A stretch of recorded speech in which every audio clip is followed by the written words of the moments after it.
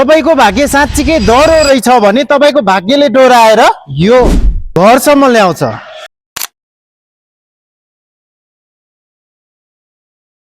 घर पनि एकदमै हाइटमा, त्यही पनि पूर्व मोडा फर्किएको, त्यसमाथि तपाईको 16 फिटे बाटोले टच गरेको घर कहाँ पाउँछ त? यहाँ पाइन्छ यति होमस्टेमा। घरको लोकेसन सुनिहाल्नुस्। घर सुन्दर बस्ती चोकबाट एकदमै नजिकैको डिस्टेन्समा लोकेट गर्छ भने घर 6 आना क्षेत्रफलमा बनाइएको छ।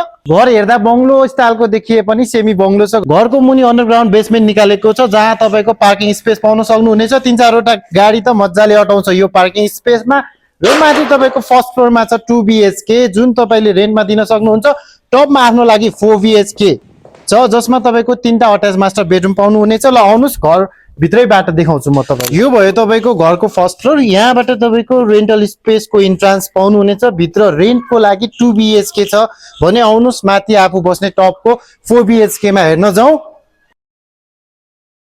यो भर्याङ चाहिँ तपाईको बेसमेन्टबाट डाइरेक्ट माथि आफ्नो 4 BHK मा जानको लागि युज गर्न सक्नुहुन्छ भने आउनुस् हामी घरको सेकेन्ड फ्लोरमा छिरिसकेका छौं जहाँ तपाईको यहाँनिर एउटा ओपन लिभिङ हल छ भने साइडमा तपाईको एउटा किचन स्पेस छ।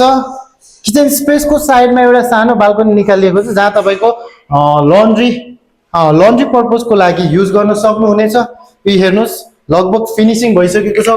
काठको कामहरु सकिसकेको छ। किचनको साइडमा चाहिँ तपाईले एउटा सानो लुकेको स्टोर रुम पनि पाउन सक्नुहुनेछ। फ्लोरमा तपाईले एउटा कमन बाथरुम पनि पाउनुहुनेछ। यहाँ एउटा अट्याच मास्टर बेडरुम छ। ल आउनुस् तपाईको टप फ्लोरमा जाउँ। टप फ्लोरमा छिर्ने बित्तिकै यता साइडमा एउटा कमन वाशरुम छ। यहाँनिर भयो एउटा अट्याच मास्टर बेडरुम हेर्नुस् जसमा तपाईको दराजहरु फिक्स गरिसकिएको छ। यता अट्याच वाशरुम। यो भयो तपाईको थर्ड बेडरुम। यो पनि अट्याच नै रहेको छ। टोटल गरी 3टा अट्याच मास्टर बेडरुम भयो भने आउनुस् फोर्थ बेडरुम भयो तपाईको फोर्थ बेडरुम। यही एउटा बेडरुममा चाहिँ तपाईले अट्याच राखिएको छैन तर यो बेडरुम अरु बेडरुम भन्दा अलि फरक छ।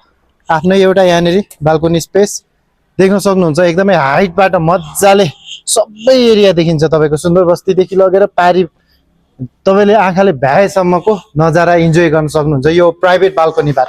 यतिको घर किन्ने मान्छे धार्मिक त पक्कै हुनुहुन्छ होला है। त्यसको लागि यहाँ एउटा पूजा कोठा बनाइएको छ। ल यो फ्लोरबाट बाहिर निस्किएपछि एउटा सानो स्पेस पाउनुहुनेछ। बिहान चिया खाँदै घाम ताप्ने स्पेस हो यो चाहिँ। आउनुस् यहाँबाट चाहिँ अब छत हेर्न जाउँ। यो घरको छत स्पेसमा आइसकेपछि तपाईले एउटा वाटर ट्याङ्क पाउनुहुनेछ। 2टा वाटर ट्याङ्क जुन इच ट्याङ्क चाहिँ तपाईको 1000 लिटरको क्यापासिटी राख्छ भने यसमा तपाईको 25 सोलर पनि कनेक्ट गरिन्छ। ल छत स्पेसबाट देखिने नजारा यस्तो छ। चारैतिर मज्जाले खुलेको एकदमै चारैतिरको भ्यूहरु इन्जोय गर्न सक्नुहुन्छ यो घरको छतबाट। घर हाइटमा छ। बाटोको समस्या नै भएन। 16 फिटको छ। 6 आनामा बनाइएको यो घरको बारेमा मैले भनिसके सबै देखिहाल्नु भयो। यदि तपाई इन्ट्रेस्टेड हुनुहुन्छ आज नै साइट भिजिट गर्न चाहनुहुन्छ अथवा बैना गरेर आफ्नो नाममा पास गर्न चाहनुहुन्छ भने आज नै यति होमस्टेलाई सम्पर्क गर्नु होला। किनभने यतिको प्रपर्टी बुढानीलकण्ठ एरिया जतासुकै जानुस् तपाईले पाउन सक्नुहुन्न। हर होस् या होस् कुनै जमी यति होस् fulfills your dream।